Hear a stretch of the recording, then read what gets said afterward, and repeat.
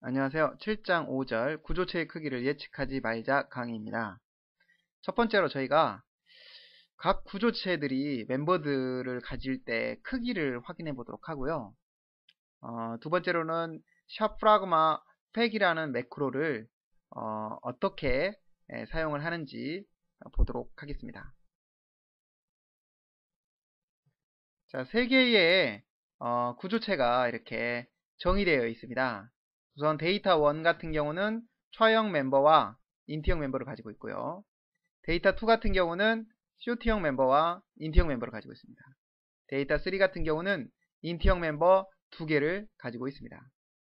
이때 저희가 직관적으로 보면 데이터 1 같은 경우는 1바이트짜리 차형식, 4바이트짜리 인트 형식이기 때문에 5바이트짜리로 만들어질 거야 이렇게 생각할 수 있고, 데이터 2 같은 경우는 쇼트형이 2바이트고 인트형이 4바이트이기 때문에 얘는 6바이트짜리가 만들어질 거야 이렇게 예측할 수 있고, 데이터 3 같은 경우는 N1, N2가 모두 다 인트 형식이기 때문에 4바이트, 4바이트, 8바이트짜리가 만들어질 거야 이렇게 생각을 할 수 있습니다. 그런데 사실 이 데이터 1의 데이터 2의 데이터 3의 모든 변수들을 메모리상에 생성을 해서 D1, D2, D3라고 했을 때 메모리의 그림을 아래와 같이 그려놓은 겁니다.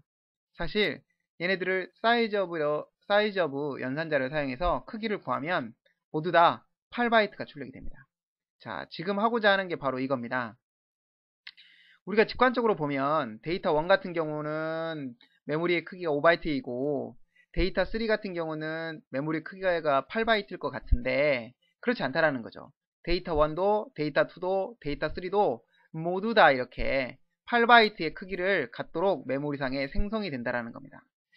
이런 결과가 출력이 되는 것은 프로세스가 구조체의 내용을 읽고 쓸 때 이와 같이 할당해서 CPU의 데이터를 읽어드리고 CPU에서 데이터를 메모리 공간에 쓰는 게 훨씬 효율적이기 때문에, 속도가 빠르기 때문에 이와 같은 방식으로 메모리가 할당이 됩니다.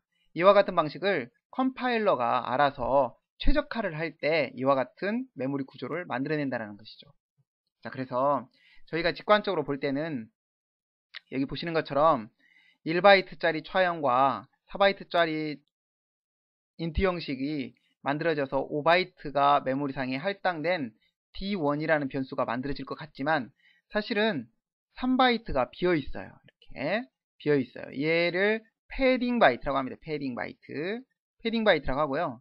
이런 임의의 바이트를 넣음으로써 이렇게 짝수 주소에 이 메모리의 시작 주소가, 또 짝수 주소에 이 메모리의 시작 주소가 위치하도록 결정을 합니다.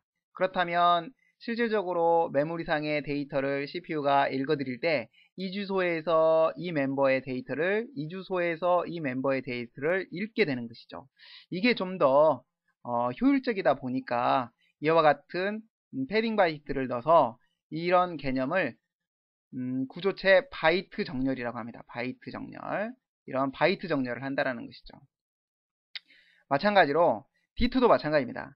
저희가 D2를 쇼트형 S를 만들어 놓으면 메모리를 할당할 때 실질적으로 S라는 2바이트 쇼트형이 할당이 되고 2바이트는 패딩 바이트로서 사용되지 않는 임의의 바이트가 추가되며 이와 같은 바이트 정렬이 돼서 8바이트 크기를 갖는 D2라는 메모리가 만들어진다는 겁니다. 물론 여기 인트형 4바이트, 인트형 4바이트일 때는 꽉 차게 만들어지지만요. 그래서 지금까지는 저희가 이런 것들을 감안하지 않고 사용을 했었습니다. 도대체 멤버 이와 같이 만들어지면 항상 5바이트로 사용이 되는지 8바이트로 사용이 되는지 6바이트로 사용이 되는지 모르고 사용했었는데 지금은 꼭 이걸 명심해 두셔야 됩니다. 그래서 저희가 네트워크 프로그램을 하거나 실질적으로 동적인 메모리를 저희가 힙 메모리 이제 뒤쪽에서 공부를 할 텐데요. 할당을 할 때 이제 이 메모리를 할당하기 위해서 멤버가 차형, 인트형이니까 나는 5바이트 할당할 거야. 이렇게 5바이트를 명시적으로 써버리면 안 된다라는 것이죠. 그래서 이번 절에서 하고자 하는 내용이 구조체의 크기를 이 멤버들의 합으로만 예측하면 안 된다라는 겁니다. 예측하지 말고 항상 사이즈업을 구해서 이 크기를 정확하게 크기를 구해야지만이 실질적인 바이트 크기를 구할 수 있다라는 내용이 되겠습니다. 그래서 한번 정리를 해볼까요? 우선 이와 같이 메모리상에 구조체 데이터를 읽고 쓸 때 프로세스가 효율적으로 읽고 쓰기 위해서 이와 같이 메모리에 위치시키는 방식을 가리켜서 바이트 정렬이라고 합니다. 그리고 임의의 바이트를 이와 같이 집어넣는 걸 가리켜서 패딩 바이트라고 부르는 것이죠. 이런 일은 누가 해주냐? 컴파일러가 최적화라는 걸 할 때, 최적화라는 걸 할 때, 한마디로 성능도 좀 더 좋고, 속도도 높이고 할 수 있도록 최적화라는 걸 컴파일러가 하는데요. 이 컴파일러가 최적화를 할 때 결정을 하게 된다라는 것이죠. 그래서 그러면 당연히 컴파일러마다 이런 방식이 조금씩 다를 수 있겠네요. 그렇죠? 자, 이제 두 번째입니다. 저희가 프로그램을 하다 보면 어떨 때는 컴파일러한테 이렇게 지시를 해야 될 때도 있겠죠. 컴파일러야, 이 데이터 1이라는 놈을 네가 알아서 패딩 바이트 집어넣고 바이트 정렬을 하지 말고, 얘는 순수하게 나는 차형은 1바이트짜리, 인트형은 4바이트짜리, 그래서 이 구조체는 꼭 5바이트짜리로 만들고 싶다, 이렇게 컴파일러에게 알려줘야 될 때도 있겠죠. 데이터 2 같은 경우도 마찬가지입니다. 쇼트형 2바이트고 인트형 4바이트니까 이 두 개는 꼭 6바이트로 만들어줬으면 좋겠다, 이런 걸 하고 싶을 때가 있을 거예요. 네, 저희가 프로그램을 하다 보면. 하지만 이렇게 하는 건 별로 좋은 건 아니지만, 왜냐하면 컴파일러가 이렇게 최적화를 하는 이유가 있겠죠. 당연히 저희가 사용하는 코드들이 보다 더 성능 좋게 하기 위해서 하는 작업이니까요. 그런데 어떨 때는 이렇게 5바이트짜리 내가 만들어 놓은 멤버의 크기만큼, 6바이트짜리 내가 만들어 놓은 멤버의 크기만큼 메모리상에 할당되도록 컴파일러에게 지시를 내리고자 할 때, 이때 뭐 어떻게 하냐? 바로 이때 사용하는 게 프라그마 팩입니다. 비주얼 스튜디오 같은 경우 프라그마 팩을 사용해서 이렇게 1이라고 명시를 하게 되면요, 바이트 정렬을 할 때 1바이트 단위로 1바이트 단위로 따닥따닥 붙여서 이렇게 메모리를 만들어내라 라는 소리가 되겠습니다. 이야기가 됐습니다. 그래서 조금 전 코드와 똑같지만 이렇게 만들어 놓고 나면 이 D1의 사이즈 오브 크기를 구하면 몇 바이트? 5바이트가 출력이 되고요. 이때 D2의 사이즈 오브 크기를 구하면 6바이트의 크기가 출력이 됩니다. 그리고 당연히 얘는 8바이트의 크기가 출력이 되겠죠.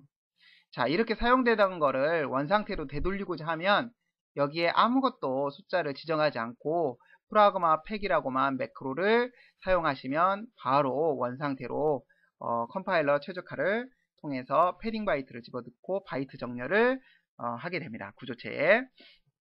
그래서 여기까지 그렇게까지 중요한 내용은 아니지만 저희가 실수를 할 때 큰 버그를 만들어낼 수 있기 때문에 공부를 한 내용입니다. 한번 다시 봐주시면 되겠습니다. 오늘은 여기까지입니다. 수고하셨습니다.